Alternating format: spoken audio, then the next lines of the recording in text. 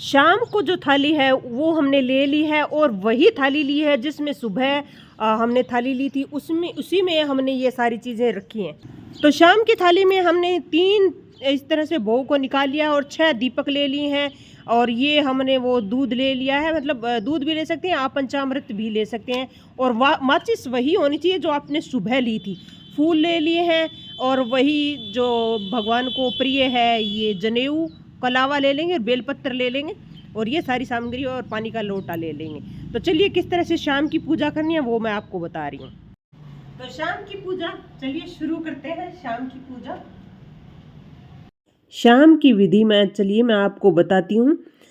शाम को है सारा सामान मैंने ले लिया है और शाम को आपको ये पूजा विधि करनी है। पशुपतिनाथ का है, आपको 5 सोमवार लगातार करने हैं और हर सोमवार जैसे फागुन के सोमवार कर सकते हैं आप, चाहे सावन के सोमवार कर सकते हैं। बस सोमवार को करना ज़रूरी है, बीच में आपको कोई व्रत छोड़ना नहीं है, लगातार व्रत आपको करने हैं।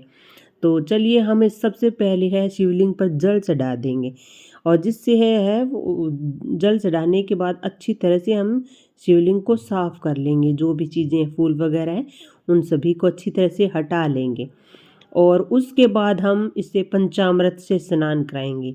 आप चाहें तो दूध से करा सकते हैं, अगर आप सुबह दूध लेते हैं तो शाम को भी दूध की ही आपको अभिषेक करना है और अगर आप सुबह पंचामृत लेते हैं तो शाम को अभी आपको पंचामृत ही लेना है। उसके बाद फिर से आपको जल से लोटा है वो इसके ऊपर चढ़ाना है, तो हम इसे इस तरह से जल चढ़ा देंगे। उसके बाद हम भगवान को है जनेऊ जनेऊ अर्पित करेंगे, लेकिन सबसे पहले हम तिलक कर देते हैं। तो हम यहाँ पर गुलाल चढ़ा देंगे और उसके बाद हम एक केसर युक्त चंदन है वो भी हम भगवान को चढ़ा देंगे और चंदन से है भगवान को इस तरह से तिलक कर देंगे। तो ये भी इनको भगवान को बहुत शिव को प्रिय होती हैं। तो ये शाम की पूजा विधि है जो मैं आपको बता रही हूँ। आपको इसको प्रदोष काल में इस पूजा विधि को करना है, आपको रात को नहीं करना है, आपको दिन ढलने के बाद में ही इस पूजा विधि को करना है। तो अब इसके बाद में हम इस पर जो है ये कलावा समर्पित कर देंगे। कलावा है वस्त्र स्वरूप, हमें कलावा है वो चढ़ाना है शिव जी को, तो हमने ये कलावा है वो चढ़ा दिया। उसके बाद हम ये जनेऊ भगवान शिव को अति प्रिय है, तो हम जनेऊ इसके अंदर चढ़ा देंगे। आपके पास जनेऊ है तो आप जनेऊ चढ़ा सकते हैं, अगर नहीं है तो आप जनेऊ को आप अवॉइड भी कर सकते हैं।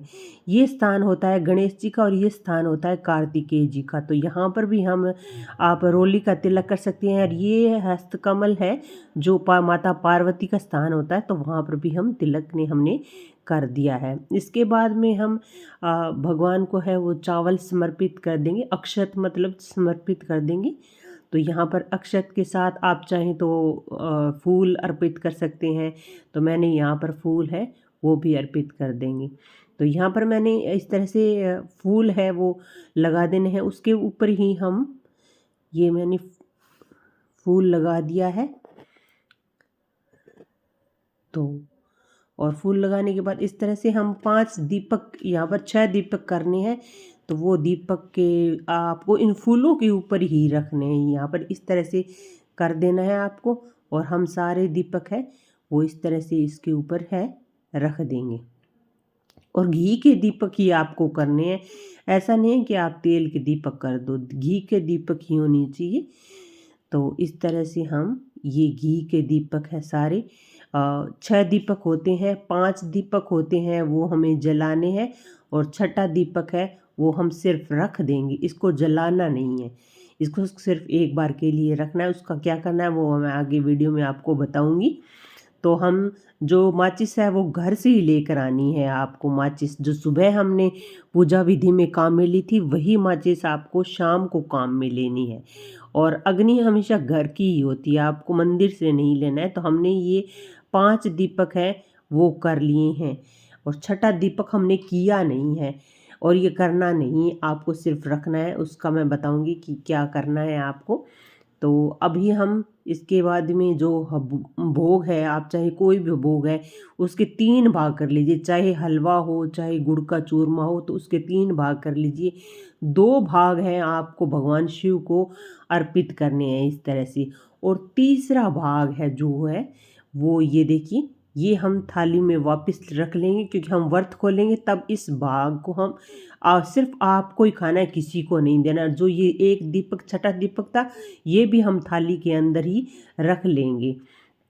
तो ये सारा सामान है वो हम रख लेंगे। घर जाकर हम ये 5 दीपक हमने रख दिए। अब अपनी जो भी मनोकामना है वो मनोकामना मांग लेनी है। सुबह भी हमने मनोकामना मांगी थी पूजा विधि करने के बाद, वही मनोकामना आपको शाम को इस तरह से पूजा करने के बाद में वही मनोकामना फिर से आपको मांगनी है। और कि भी जो भी मनोकामना आप पशुपतिनाथ व्रत के लिए रखते हैं वो मनोकामना आप इसको बोलकर मांग सकते हैं। उसके बाद में आप शिव की परिक्रमा कर लीजिए। परिक्रमा करना भी बहुत ज़्यादा अच्छा होता है, तो आप परिक्रमा इसकी कर सकते हैं। तो यहाँ पर मैंने परिक्रमा कर ली है, और अभी ये जो छठा दीपक है वो कहाँ करना है वो मैं आगे वीडियो में आपको बताऊँगी। तो ये सारा सामान है जो हमारा, वो हम अभी इसको ले लेंगे सामान को। और ये माचिस जो हमने ली थी हमारी वो भी हम ले लेंगे। और अब हमें ये घर के लिए चली जाती हूँ और सारा सामान लेकर, और अभी मैं आपको बताऊँगी कि आगे आपको इस दीपक का और इसका क्या करना है। तो ये दीपक आपको अपने घर के मेन गेट के दाएं तरफ आपको ये दीपक कर देना। और दीपक करने के बाद जो मनोकामना आपने सुबह मांगी थी शाम को मांगी थी वही मनोकामना आपको इस दीपक गेट पर करे, तब आपको वही मनोकामना है वो बोलनी है।